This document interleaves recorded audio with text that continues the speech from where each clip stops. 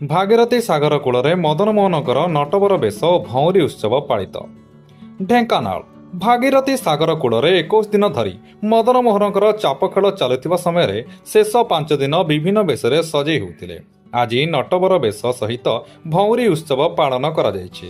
ପ୍ରଥମ ଦିବସରେ ଗରୁଡ଼ ଗୋବିନ୍ଦ, ଦ୍ୱିତୀୟ ଦିବସରେ ଗିରି ଗୋବର୍ଦ୍ଧନ, ତୃତୀୟ ଦିବସରେ ବତ୍ସ୍ୟାହରଣ, ଚତୁର୍ଥ ଦିବସରେ କାଳିଆ ଦଳନ ବେଶରେ ସଜ୍ଜିତ ହୋଇଥିଲେ। ଆସନ୍ତାକାଲି ମଦନମୋହନଙ୍କର ହଳଦୀ ପାଣି ନୀତି ପାଳନ କରାଯିବ।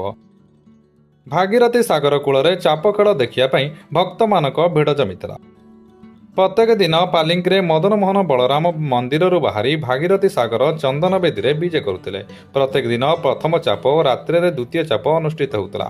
ପୂଜକ ମଳୟକର, ପାଳିଆ ସେବକ ବାବାଜୀ ମହାପାତ୍ର, କାହାଳିଆ ଟିକନ ବେହେରା, ମନ୍ଦିର ଜିମାଦାର ଶ୍ୟାମସୁନ୍ଦର ପାଣିଗ୍ରାହୀଙ୍କ ଉପସ୍ଥିତିରେ ମଦନମୋହନଙ୍କର ନଟବର ବେଶ ଓ ଭଉଁରୀ ଉତ୍ସବ ପାଳନ କରାଯାଇଥିଲା। ପ୍ରତ୍ୟେକ ଦିନ ଚନ୍ଦନ ବେଦୀରେ ବିଭିନ୍ନ ଭୋଗ ଲାଗି କରାଯାଇଥିଲା। ଢେଙ୍କାନାଳରୁ ଶୁଭମ ପାଣିକ ରିପୋର୍ଟ, RM News 8।